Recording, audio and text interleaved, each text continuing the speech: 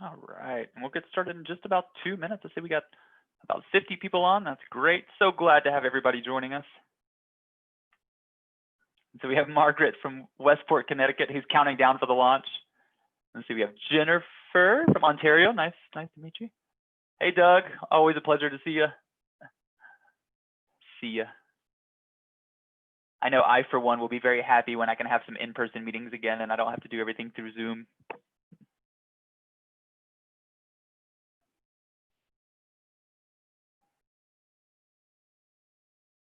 And I see we got Stephanie Vero Fields, one of our colleagues in the chat box. Stephanie's our relationship liaison. So if you have some questions, maybe not specifically about this webinar, Stephanie would be a good person to chat with.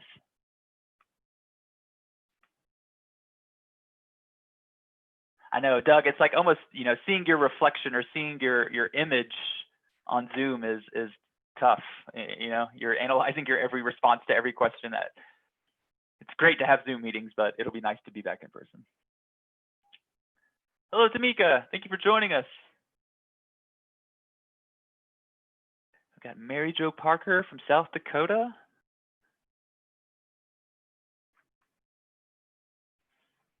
Shauna, where in Alaska are you from?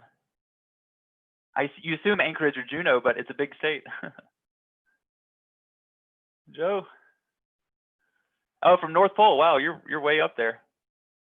North of Fairbanks, right?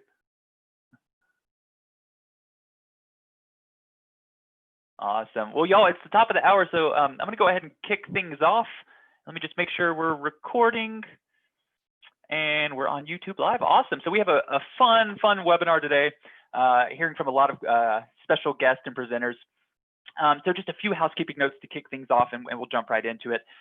Find the toolbar. For all of you that are chatting, you already know where the toolbar is, but that's where the Q&A feature is, and that's where the polls feature is as well.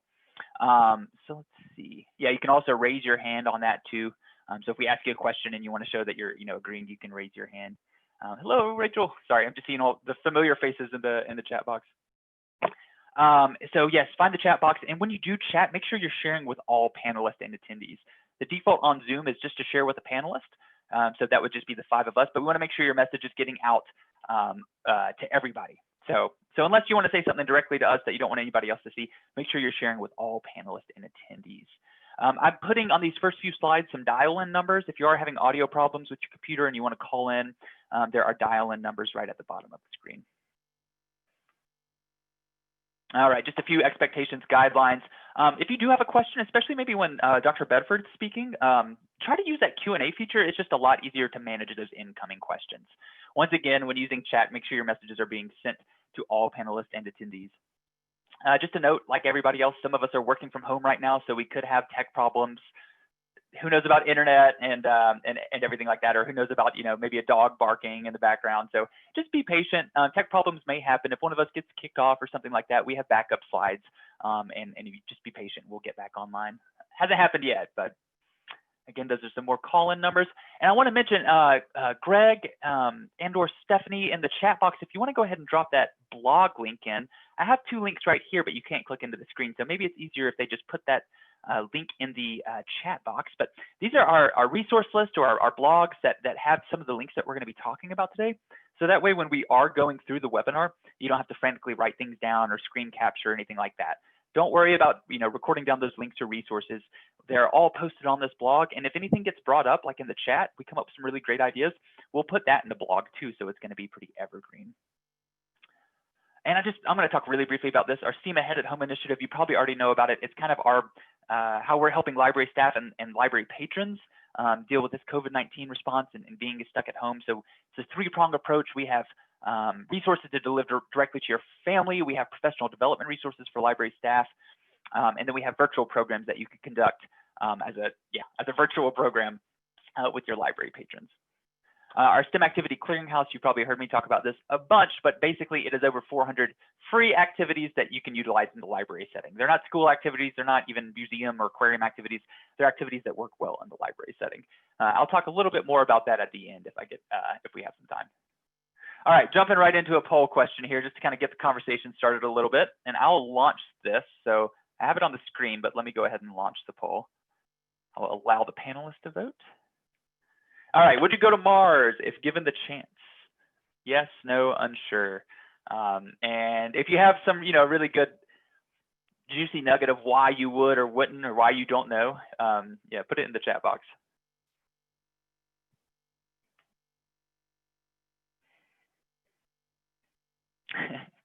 Angelina says depends on if there's an option to return. I would definitely agree to that.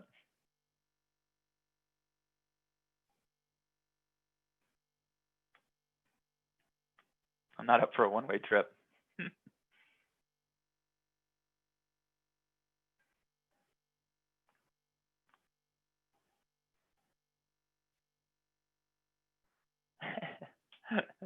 Candice says doing Mars science on the Mars surface would be way better than using a rover. So,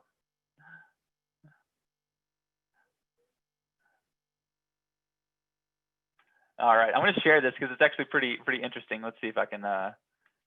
We got 40% say yes, which is surprising. 32% say no. 29% say unsure, which I feel like I didn't give you many stipulations there about whether there's a return trip, how long it would take, who all is going with you. I think my answer would be unsure, because I'd have a lot of questions before I agreed to go on a trip to Mars. All right. Another question I ask sometimes is, what would your job be on a trip to Mars? But on most of these webinars, people respond back, well, I'd be the librarian, of course. So, all right. So I want to move on. I just want to introduce, we have some really wonderful guest speakers today. You'll hear a little bit more from me, but for the most part, we're going to be turning things over to our friends at the Lunar and Planetary Institute. You may have heard from Christine Schupel before. She's the Education and Public Engagement Manager at Lunar and Planetary Institute. We partner up on quite a few things, along with Sherelle Webb, the wonderful education specialist who's been featured on a few of our webinars. So super excited to have them back. And we're also joined by Dr. Candice Bedford, who's a postdoctoral fellow at LPI in the Johnson Space Center. So I'll let Christine introduce Dr. Bedford a little bit more, but we're really excited to have her here. Talk a little bit about maybe some Martian geology and the Mars 2020 rover, some really cool stuff. So a lot of great speakers today. And so actually I want to turn things over to another guest presenter that we have, Claire Ratcliffe of the Star Library Network. How's it going, Claire? Hey guys, it's been a good day so far. Yeah, I'm excited to learn more from our other guest presenters.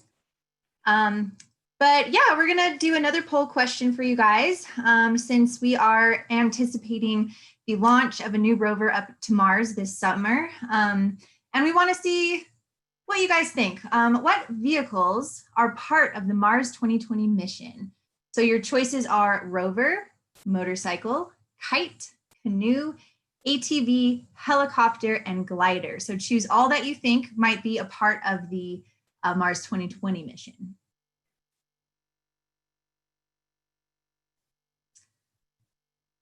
All right, getting some really good responses here. We'll probably give you 10 more seconds if you want to add anything or take anything away. And just, a little hint here, a kite, we might think of a kite that you fly at the beach, but a kite could also be like a sail or something like that, right? Don't give anything away.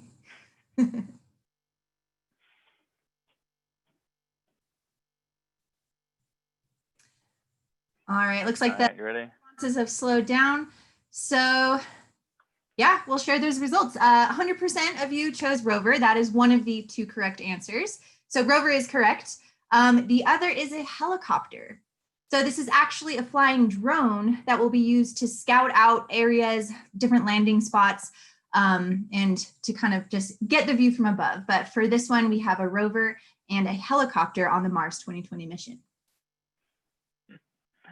Awesome, thank you, Claire. Let's see, let me make sure that poll box went away. All right, so before we turn things over, we want to talk a little bit about a really cool resource. This is from our SciGames website, and we promote our STEM Activity Clearinghouse so much, we're thinking like, I don't know if people know about our SciGames website. And it's basically a website for free games, free apps that have STEM connections. These are direct to patron use apps too. So stuff that you could just put on your Facebook page or email out that you don't actually have to facilitate. So we're going to do one of those activities. I'm just going to stop sharing my screen. And bear with me 1 second. All right, let's see here.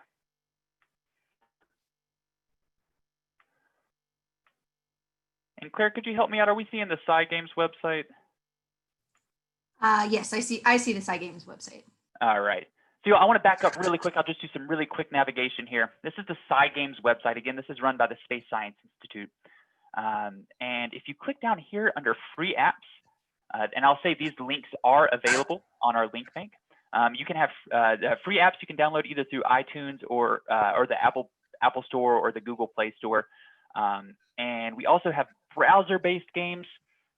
Some of these do require Flash, and we're getting kind of working on making them so they don't require Flash. But we do have these 5 up here that don't require Flash if that's a holdup for you. This one in particular is called Silly Scripts, and it's based on a never mind. It's just a fun game where you put words in and it kind of generates a story for you. I see my videos freezing up, so I do apologize about that. I hope you can all hear me well. And so we're going to click on this one. It was how is the weather on Mars, if you didn't see that. So it's a silly script, how is the weather on Mars? We're going to generate kind of a fun story here. So let's say type in a word to use in your story as the person in the room. So let's put Stephanie in. Stephanie is our relationship liaison. Stephanie, if you want to say hello in the chat box. If you have any questions about like what we do or if you want a partner or something like that, Stephanie's a great person to talk to. All right, and then a name. Let's see, who's the most recent person in the chat box? Let's see. Let's go with Margaret. Margaret. All right. Oops. All right. All right, Brooks, what is your favorite type of weather? I like snowy weather, and I know you do not like snowy weather, but I love snowy weather. I'm living in the wrong place. Yeah. Brooks, where are you from? Grew up in Albany, Georgia, the 229. All right. Give me an adjective, Claire. Let's go with soft. Soft. Okay, give me a color. Purple, my favorite color. All right, now somebody in the chat box, give us a noun. Dog. Hey, that's the one I keep on going back to too. All right, and give us a color in the chat box. We've got green was the first one. Green was the first one. Thank you, Angelina. All right. All right, Brooks, what's your favorite natural object? I studied geology in college, so we're gonna go with a rock, or maybe a rock. I figured. And what's your favorite frozen food? Ice cream, obviously. Give me a number. 17. Lucky number. Give me a type of outdoor clothing, Claire. Rain jacket. All right, let's turn to the audience for this one, for this next one. Okay. A verb ending in ing. Swimming. You guys are quick. I know they are. Give me a famous person in history and just a last name. Yeah. We have MLK, so Let's see. King. Yeah, let's do King. Brooks. Are you supposed to ask me a famous movie star? You can ask me. Yeah, how about you? Yeah, who's your favorite movie star? Johnny Depp. Johnny Depp. Is it 2 P's? Yes. He's not watching. Give me an adjective. Oh man, someone suggested Matt Damon. That would have been great. An adjective. Let's go with spicy. Spicy. Spicy have a E on it? Yeah. All right, healthy food in the chat box. Give us a healthy food. Kale. All right. All right, let's see what this generates. Hi, Stephanie, it's me, Margaret. I hear the weather is snowy there in Albany, Georgia today. Never. It is a soft day on Mars. The sky is purple with lots of dog. The ground is covered in green rocks. It's as cold as ice cream. Our thermometer reads -17 degrees Fahrenheit. I definitely wouldn't be walking around Mars without my rain jacket today. I'm swimming back to Base King. My friend Johnny Depp promised to cook some spicy kale, my favorite. It actually sounds like a pretty good day. So, y'all, this is just an example of a easy, silly, simple activity that you could share with your patrons that kind of gets them thinking about Mars, helps them create their own story, so it kind of ties into that imagine your story theme. And then if you go to our clearinghouse, you can find an extension. I'm not going to spend much time on this, but our Mars Adventure Travel Corporation and a few kind of silly script activities that can kind of pair with this. And you could do a kind of a green screen reenactment. You could read a weather report from Mars. So just a fun little activity there. All these links are in the link bank as well. So, all right. And I believe, I think we are turning things back over to Christine now. Hi all, we're so glad everyone's with us today. My name is Christine Schupler. I'm from the Lunar and Planetary Institute, and I wanted to kind of give you a heads up as to what the rest of this program is going to look like. First, we're going to hear from Candice Bedford, and then afterwards, Sherelle and I are going to demonstrate a couple of other Mars activities that we hope could be of use to you, either in person or they're activities, again, that you could do virtually. And we will save some time for discussion and for questions and answers. And we very much want to hear from you, what you would like, how you would use things, what questions you have, and what ideas you have for each other. So, to begin, let's go ahead and start with Dr. Candice Bedford. Candice is one of the Mars scientists. We're delighted to have her on staff at the Lunar and Planetary Institute. She works at the Johnson Space Center on sedimentary and volcanic processes. So she studies Mars geology. She's a collaborator on two different instruments on the Mars Curiosity rover, both the CheMin and the ChemCam instruments. And she's a member of the Sandy Mars Analog Mission Science Team. I'll let you tell her a little bit more about all the different places she gets to explore, looking at things that are similar to Mars. Candice, thank you so much for joining us. Hi everyone, I'm just going to share my screen. Can everyone see it? We can see it. All right. Can you see the full screen for the presentation? No, right now it's in presentation mode, so we're seeing the notes and stuff on the side. Is there a way to change the display settings so that it's the whole thing? How about now? Better. Okay. Thank you. Super. All right. Yeah, so thanks for having me on. So I'm going to tell you a little bit about just the history of Mars exploration and kind of the motivation for why we're sending a new rover out to Mars and what Mars can tell us about not just the history of itself and how it's developed and evolved, but also tell us information about our own planet as well. So Mars is very much currently a world of robot explorers. We've sent collectively as a world like 56 missions over to Mars. So this hasn't just been NASA, this has been Roscosmos and the European Space Agency and JAXA as well. Only 26 have been successful. This is including flybys and orbiters, not just the landers and the rovers. And NASA is very much leading the way in terms of landing things safely and operating missions on the surface of Mars. And so yeah, the exploration of Mars kind of started in the 1960s, and it was in 1964 when we had our first flyby with Mariner 4. And then since then, we've just been learning more and more about the planet. So why have we been doing this? Why are we so interested in Mars? And recently, Mars has gained, Mars gained the most traction amongst the public when US astronomer Percival Lowell widely published his idea that intelligent beings might have made some structures on Mars. He looked through the telescope, the Lowell Observatory, and he perceived that there might be some canals on there. We now know that was an optical illusion, and his ideas stemmed from the research of Schiaparelli in the 18th century, who was also an early astronomer who looked at Mars. But even though this was kind of an optical illusion, and we now know that canals didn't exist there, Lowell's work kind of fueled the public's imagination in the search for life on Mars, and the question as to whether or not Mars could give insight of life in the solar system. So the Mariner 4 first images that came back unfortunately didn't show Lowell's canals or any signs of life on the surface. Same with the Viking, lander, and orbiters. So Mars appeared lifeless, and this kind of was a bit of a blow to the start of the Mars community. Support for Mars research then dwindled a little until 1996, when a meteorite called Allen Hills 84001, which was found in Allen Hills in Antarctica, contains some structures that in SEM have been debated to be potential microfossils. There's still a lot of debate on this in the community. You can form similar structures.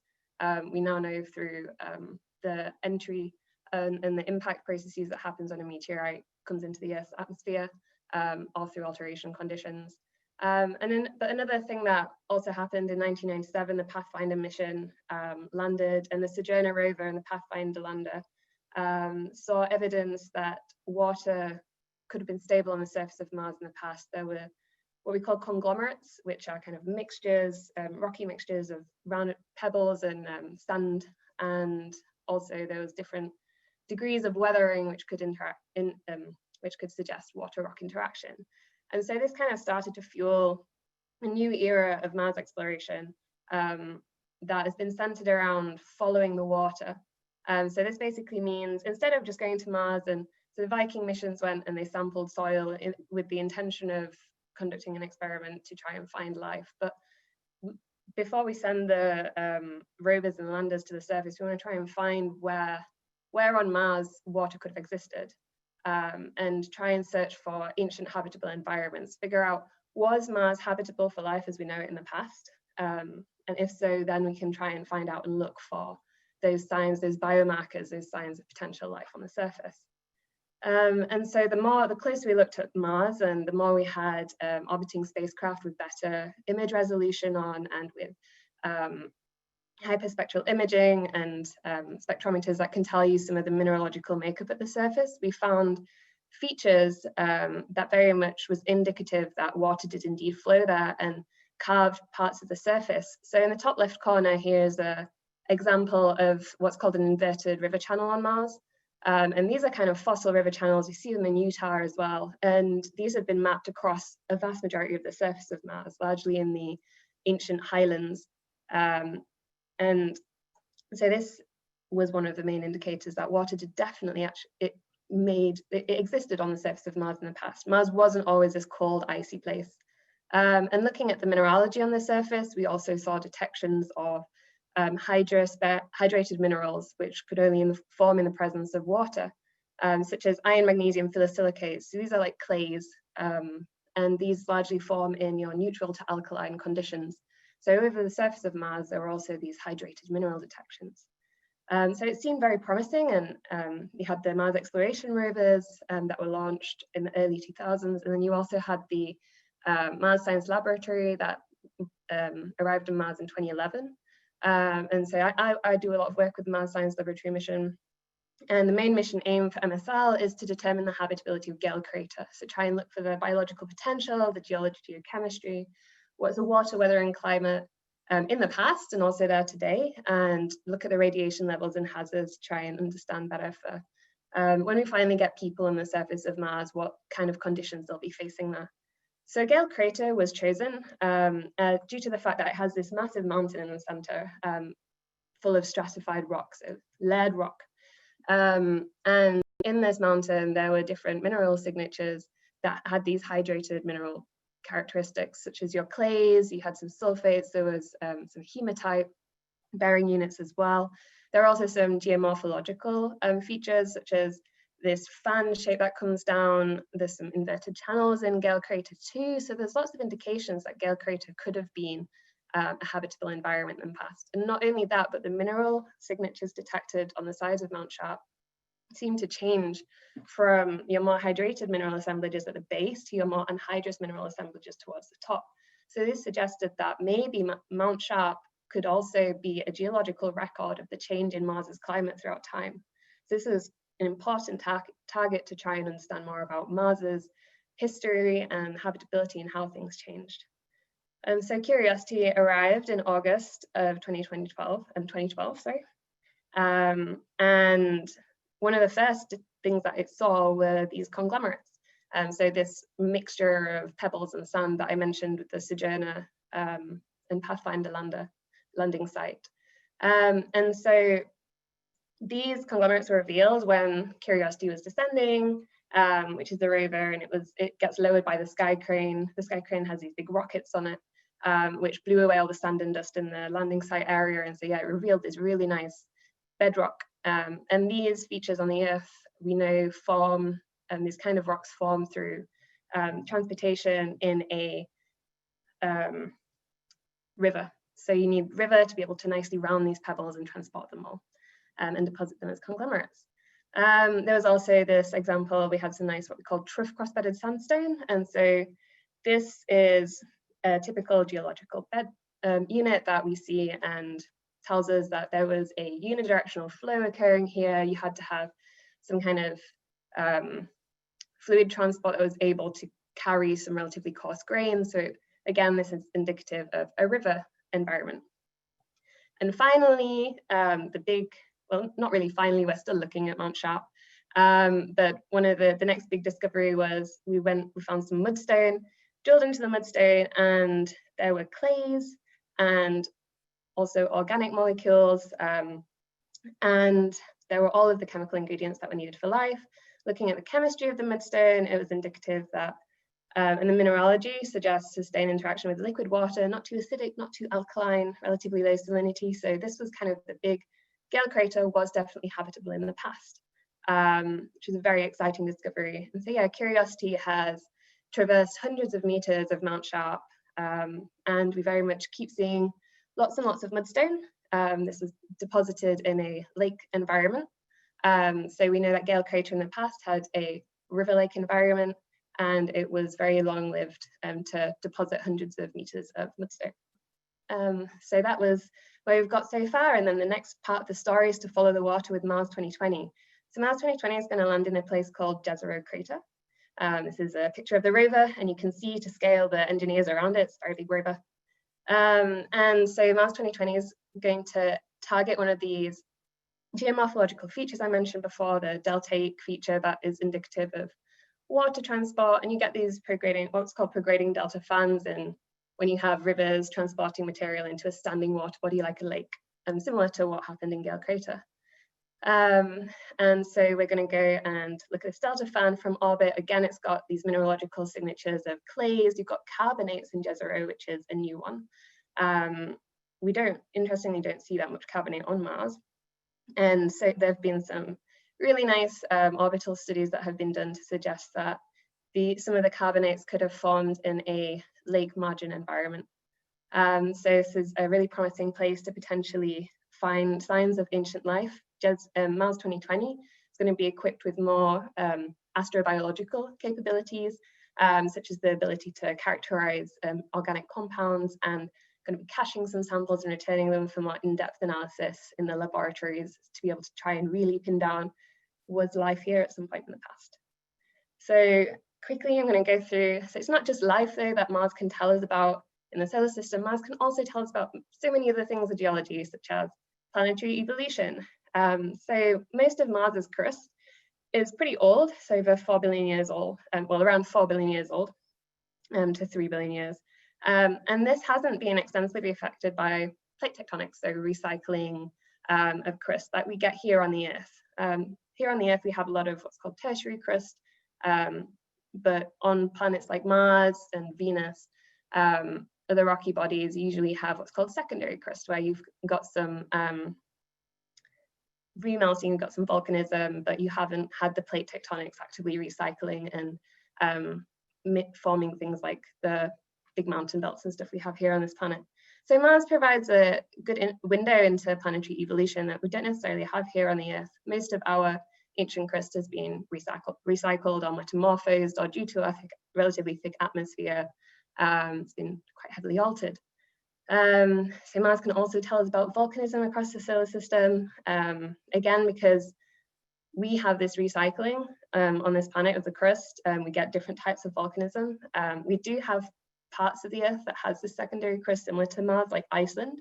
A lot of my analog research is done in Iceland to help us understand more about these processes that can happen on different planets. But understanding Mars volcanism can also tell us potentially about volcanism on other worlds. And finally, it can give more incentive to better understand processes that affect parts of secondary crust here on the Earth as well, such as what we call sedimentology, where we try and understand how things are eroded, weathered, transported in different environments. And so the bottom left image is some of the field work that I've been doing in Iceland with the Sandy mission, where we're trialing Mars 2020 like scenarios. We have a little drone as our analog Marscopter. But yeah, so Mars exploration can tell us a lot, and not just about the red planet, but it can also tell us about things that are going on here and in other places of the solar system. Mars is very much a window into planetary evolution and the origin of life. It can provide a look at volcanism, potentially across the solar system, not just on Mars, and also provides incentive to better understand processes that affect parts of the secondary crust here on the Earth. And obviously, it's the next step in human exploration too. So in trying to develop the technology to get to Mars, we're going to make so many technological advancements of our own. So Mars is a cool planet. And yeah, I'll happily stop and take questions now. Very cool. Literally, right? It's kind of a cold planet too. One of the first questions here was, does NASA have to coordinate with other countries' missions so that the two aren't happening at the same time? Or how do we coordinate with other countries in their missions? So usually NASA and European Space Agency have worked closely together in the past. But generally, it takes quite a long time to develop missions, and I haven't heard of any instances where there's been clashes of missions going. I think at the moment, I think over the next few years, there's a bit of a concern in terms of we rely a lot on relaying the data back to the Earth through orbiting spacecraft, and a couple of the orbiting spacecraft currently in orbit, they've been there for a while.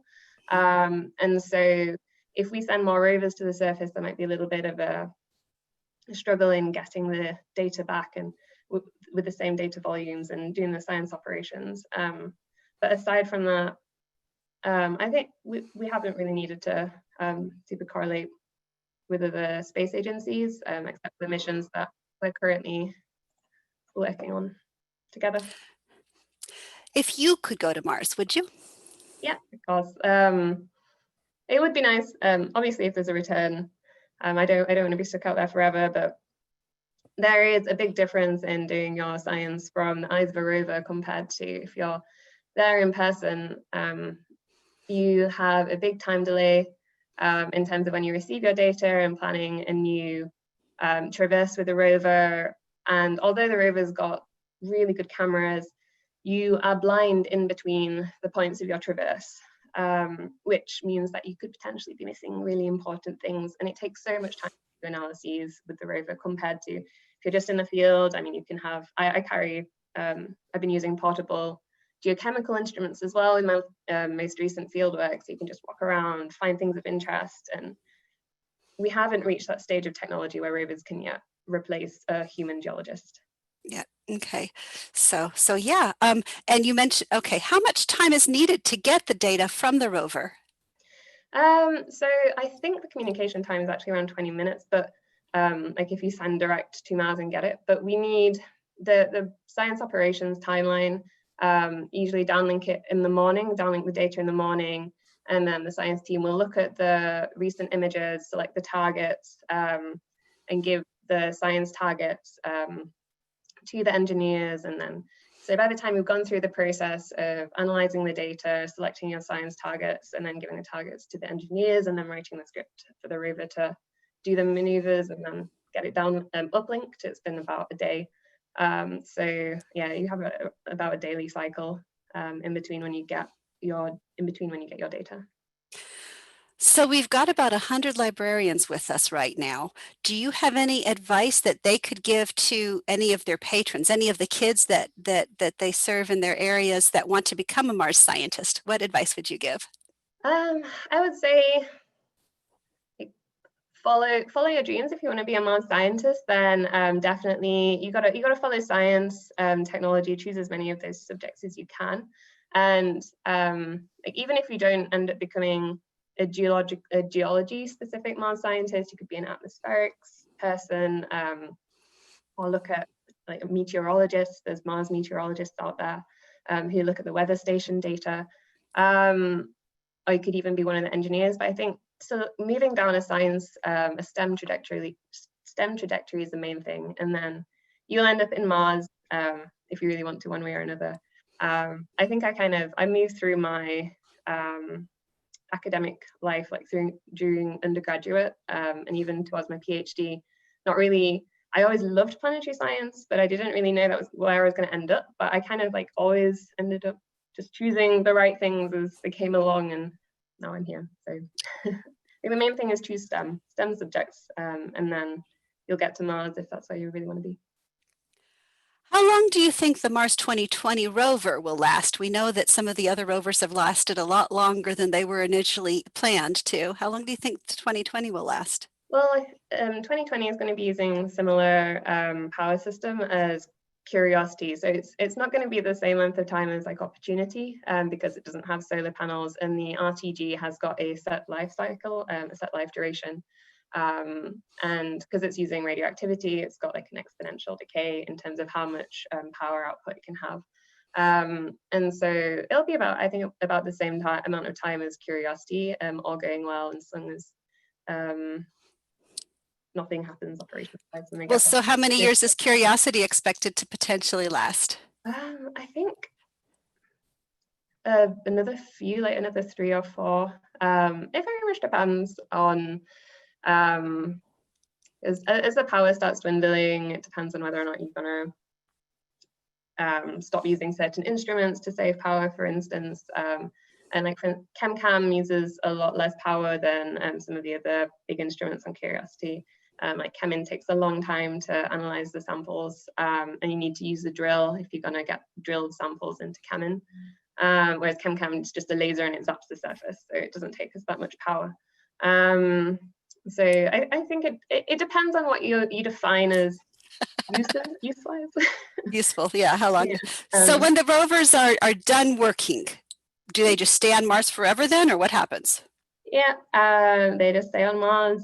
If they don't have any, we don't have any means to get them back, so it does end up just, yeah, all the previous landers and rovers, and those successful and unsuccessful are still on the surface, so yeah, they just stay there. Yeah, you had mentioned something about, being happy to go if there was a return mission. So, yeah, Doug says that the rovers stay there to help save Matt Damon. But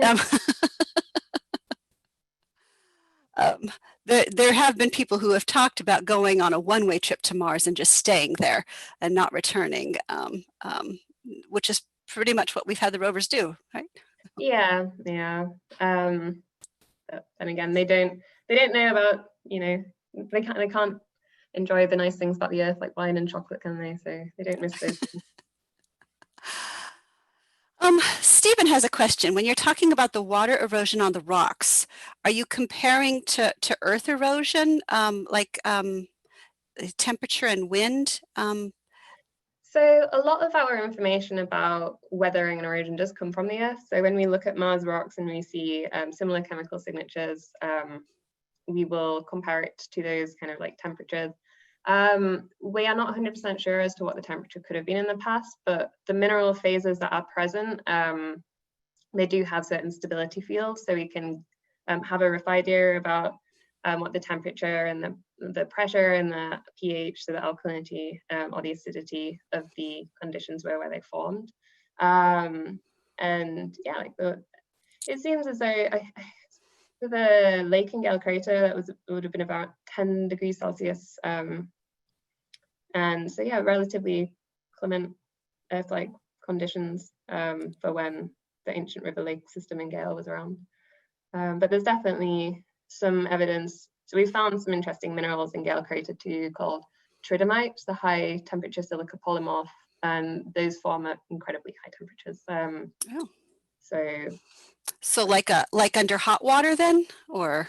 Potentially. So the tridymite might have come from a really evolved volcanic rock. Okay. You can get it in ash deposits as well, or as a result of volcanic vapor alteration. So your really high temperatures, kind of hydrothermal stuff. Yeah, so we have a bunch of things. We've got a couple more questions. So when do you think we'll be able to send people to Mars? Oh, I'm not sure. I think the sample return mission is going to be a really good means of boosting the technology that would be required to get things back off the surface of Mars. And so I think until we've done that successfully, we can't really send people there, because it's not, although there are people who would volunteer for a one-way mission, I don't think it's a good thing to do, especially because one of the great things about people and human geologists is you go there, you pick up samples, and you want to take them back and analyze them in the labs. And so unless you have the labs with you on Mars, you'd want to be able to bring them back and also share with the scientific community here. So yeah, I think we need to know more about the technology to get back here. So I would say, I think with the return sample mission might happen around, was it mid 2030s, like 2035, 2036. So okay. Give like 10 more years. Maybe by 2050 we'll have someone there. Doug wants to know whether the helicopter is going to help eliminate some of the points of view issues that the rovers have. Yeah, so in our field trials in Iceland, we've been trialing different science operations scenarios to see how having a unmanned aerial system, so a drone, to try and figure out how that imagery is going to help benefit the strategic decisions and scientific decisions made during like traverse planning and science target selection. And actually having that high resolution imagery of the immediate surrounding of the rover is so insightful for your traverse planning. It can just provide so much more information on not just the dangers, some of the dangers in the area that you might not necessarily see from the mass camera view or from the orbital view, but it also gives you so much information in terms of just the geology that's around there. And there's so many more targets that you wouldn't have even considered, maybe because the shadows obscuring it from orbit or dust cover. You see so much more from drone imagery. So yeah, I think it's going to be a really interesting thing. I think it'd be very useful if it manages to function. Wonderful. We've got two last questions and then we've got to get on to some of our activities. So Shireen wanted to know whether the Martian soil is radioactive, and if yes, is there a possibility that the rovers will decompose in the future? So the Mars soil isn't it doesn't carry any radioactive elements in it, as far as, at least not that I've heard. However, the radiation on the surface of Mars usually comes from the fact we don't have an atmosphere or a magnetic field, a global magnetic field on Mars to protect the surface from cosmic radiation. And so you do get radiation penetration into a couple of meters in the Mars surface. And so that's the second part of so the soil itself isn't necessarily radioactive. So will the rovers decompose from the radiation? Will that have any effect on them? The radiation won't be that strong, but there might be I'm not sure if there would be an effect of the radiation on the rovers. It might maybe contribute to some weathering, but other than that, no. They'll still be there. And then the last one, how is the drone, the helicopter, controlled? Is it pre-programmed? So I'm not 100% sure on this one. For our field trials, we used we had a drone flight person there who flew the drone into the areas where it needed to be around the rover. I assume it would. I think I've seen some papers relating to autonomous software, so designing autonomous software so the drone can fly itself and detect hazards and potentially even detect areas of interest too. We have autonomous software being trialed in Curiosity at the moment with Aegis, and that helps to detect potential ChemCam targets of interest as the rover's driving, so we get some additional bedrock analyses from Aegis. So yeah, I think the drone's mostly going to be controlling itself through autonomous software, maybe with the occasional help from engineers from ground. Okay, so semi-autonomous, cool.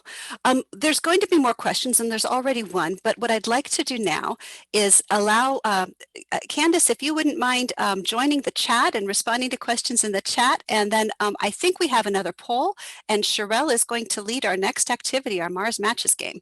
And so I will, Sherelle, please take it away. Yes, I was waiting for the poll to be launched. There we are.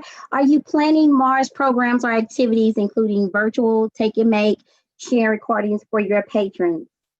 Go ahead and answer. What are you planning to do?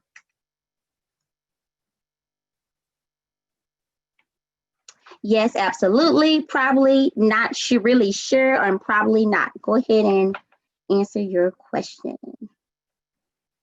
I had one in front of me, so I shall answer. Then I guess I will have someone to reveal those answers once we have 100%. All right, so not really sure wins. Okay, well, if you're not really sure, then I want to go ahead and launch the screen share of a possible activity that you can do. So, ladies and gentlemen, what I would like to present today is the virtual activity of Mars Match Game. So, yay. Our goal today is to get a score of 3 because we are, chiming and rushing on time. So, we're going to get 3 today. Our goal for score is going to be 3. All right. So, we're going to be comparing satellite images from Mars to Earth, vice versa. Okay. The first image here is of clouds that are on Mars, and I want you to determine which image would match if it was here on Earth. Okay. And in the chat box, I want you to put either A or B. A or B, ladies and gentlemen. Which image would you choose? A or B? Give you a few seconds. And 5, 4, 3, 2, 1. Let's see. It's a lot of A's and B's. I think really? It's a tie. Okay. I think it's a tie. So drum roll, please. The answer is A. A, ladies and gentlemen. The correct answer of the satellite image of a clouds would be A. All right. So here is another question. So if you got that right, you have 1 point, and it's almost like whose line is in anyway. Points don't matter. All right. Clouds on the Mars are made up of what? Water, carbon dioxide, or water and carbon dioxide? A, B, C.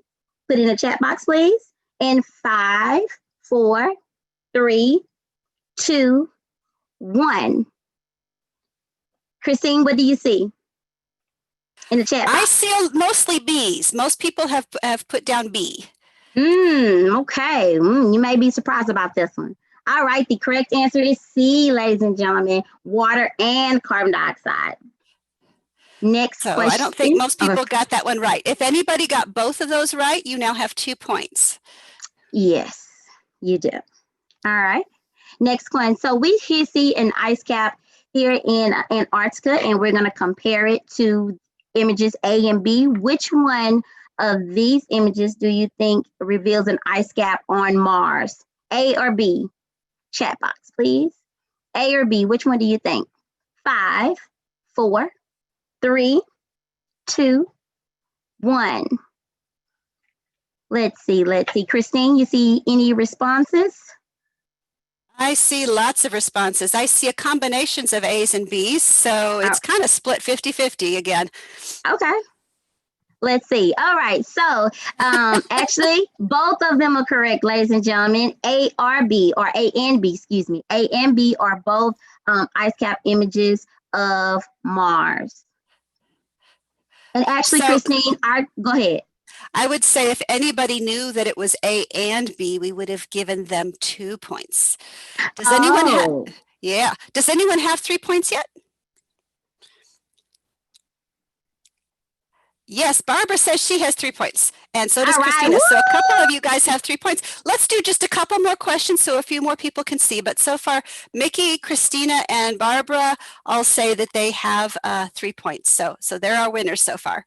All right. The next question here is the northern ice caps on Mars consist of frozen blank. Water, carbon dioxide, or water and carbon dioxide? Put your answer in the chat box. In 5, 4, 3, 2, 1. Combination of answers. Many of them are answering C, but there's plenty of, there's a few A's and a few B's in there too. Okay, let's see if we can square this off. It is also C, water and carbon dioxide. Woohoo! Anybody else get it right? Is Barbara up to 4 now? Yes, several people have gotten it right. Okay, let's do two more questions.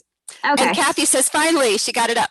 She got the right answer. This isn't a question. It's just a picture of the Mars ice caps, just to let you all see that the northern polar cap on Mars sometimes doesn't have a whole lot of stuff there, and sometimes it does, because when it's experiencing winter, the carbon dioxide freezes and covers the surface. When it's not cold, when it's warmer, the carbon dioxide, it sublimates and into the atmosphere. And so it's mostly frozen water there. So. Okay, thank you, Christine. Next question. Here we see a dust storm on Mars, and we want to select the image of a dust storm here on Earth. Which one would you choose, A or B? In 5, 4, 3, 2, 1.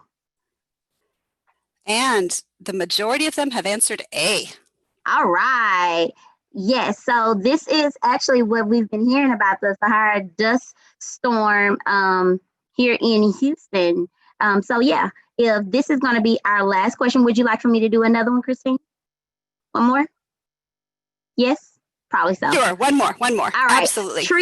This is the last one. True or false, ladies and gentlemen? T or F?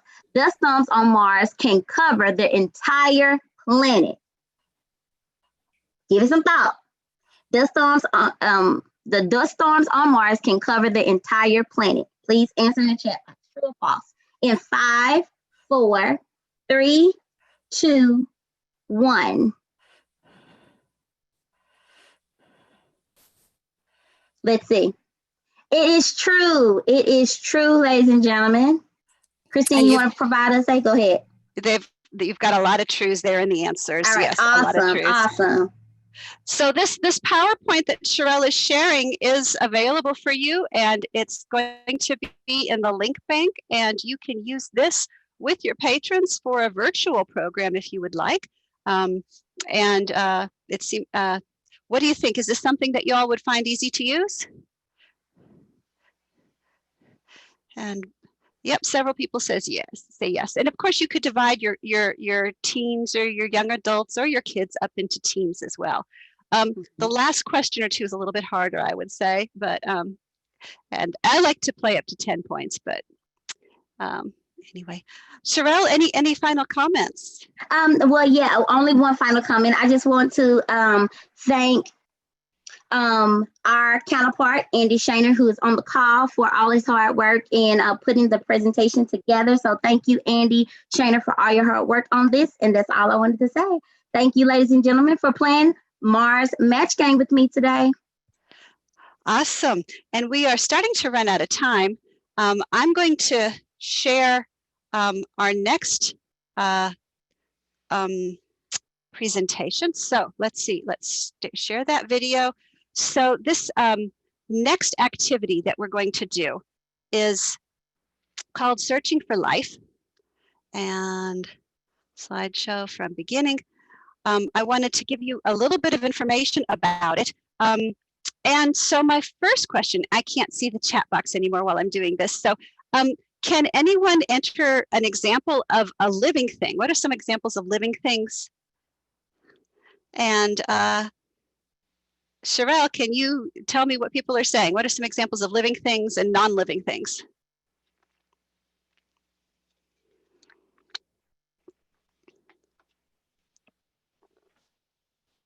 Chime in real quick. So we're getting, let's see, bacteria, fish, fungi, plant. Okay, so lots of living things. Awesome. Bacteria. I saw a rock in there somewhere. So. Well, non-living things would be a rock. Okay, absolutely. Does anyone know what would tell us whether something's alive or not? How can we know if something's alive or not?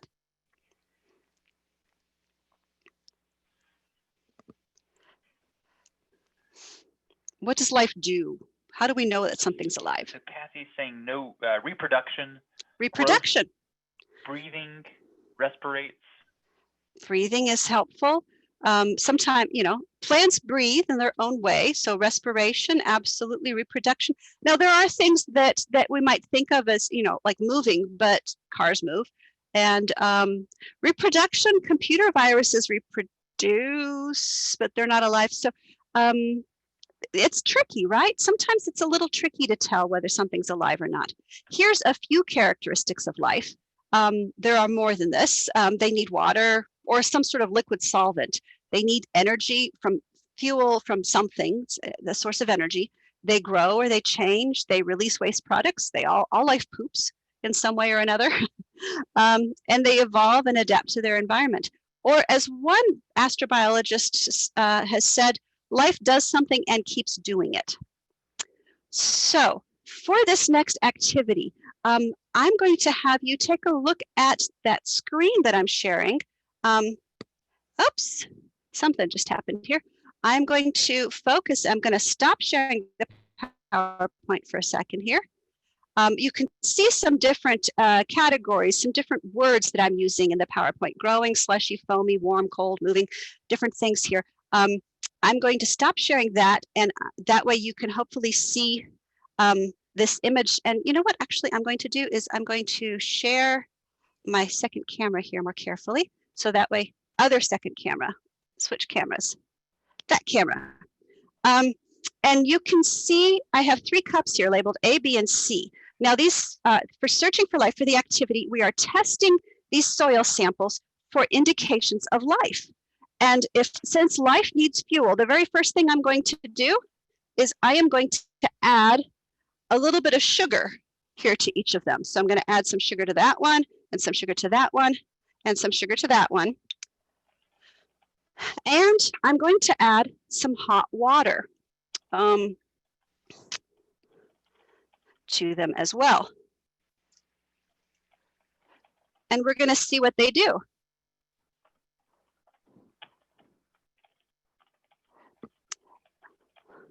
Are you seeing any reactions? What sorts of reactions are you seeing?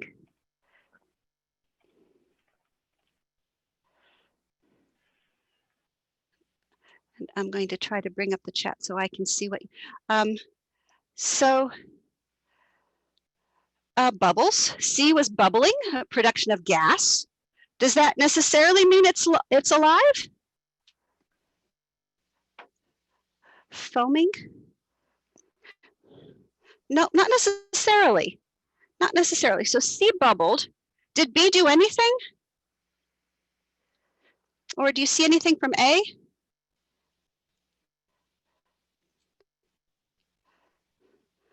It's hard to say right now, right? Let me go ahead and bring it up closer to the camera. Here's A, and here's B, and here's C. There's a how-to video that A has a cloudy appearance. That's interesting.